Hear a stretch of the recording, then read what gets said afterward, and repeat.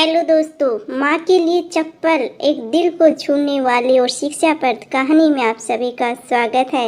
रात को 8 बजे का समय रहा होगा। एक लड़का एक जूतों की दुकान में आता है। गांव का रहने वाला था, पर तेज था वो।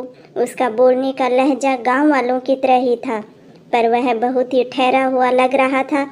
लगभग 22 वर्ष का रहा होगा। दुकानदार की पहली नज़र पैरों पर ही जाती है। उसके पैर में लेदर के शूज थे जो सही तरीके से पॉलिश किए हुए थे।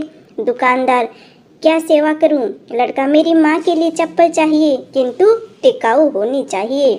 दुकानदार, आइए, क्या उनके पैर का नाप है आपके पास? लड़के ने अपना बटुआ बाहर निकाला और 4 बार फोल्ड किया एक कागज, जिस पर पेन से आउटलाइन बनाई और दोनों पैरों की। दुकानदार, अरे मुझे तो नाप के लिए नंबर चाहिए था। वह लड़का ऐसा बोला मानो कोई बांध ही टूट गया हो। क्या नाप बताऊं साहब? मेरी माँ की जिंदगी बीत गई, पैरों में कभी चप्पल नहीं पहनी।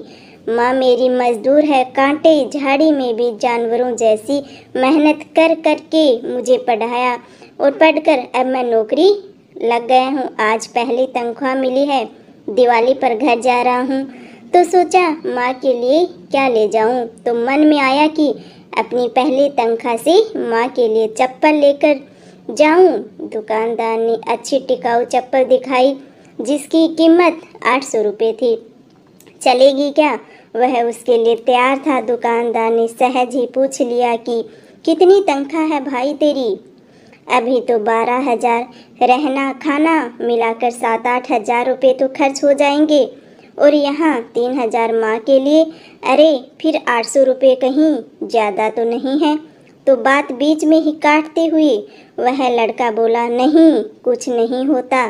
दुकानदार ने एक बॉक्स पैक कर दिया। उसने पैसे दिए। खुशी खुशी वह बाहर निकला। लड़का चप्पल जैसी चीज़ की कोई किसी को इतनी महंगी भेंट नहीं दे सकता है क्या?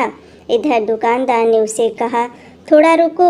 दुकानदार ने एक और बॉक्स उसके हाथ में दिया।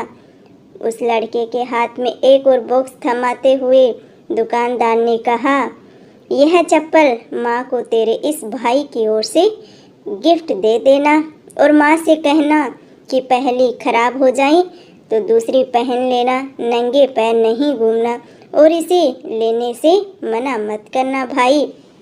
दुकानदार और लड़के दोनों की आंखें भर आई। दुकानदार ने पूछा कि क्या नाम है तेरी माँ का? उसने बताया, लक्ष्मी। उसने उत्तर दिया कि मेरी माँ का नाम लक्ष्मी है भाई। दुकानदार ने एकदम से दूसरी मांग करते हुए कहा, उन्हें मेरा प्रणाम कहना, और क्या मुझे एक चीज़ और दोगे आप? तो उस लड़के ने पूछा कि क्या वह पेपर जिस पर तुमने पैरों की आउटलाइन बनाई थी, वही पेपर मुझे चाहिए। वह कागज़ दुकानदार के हाथ में देकर वह लड़का खुशी खुशी वहाँ से चला गया।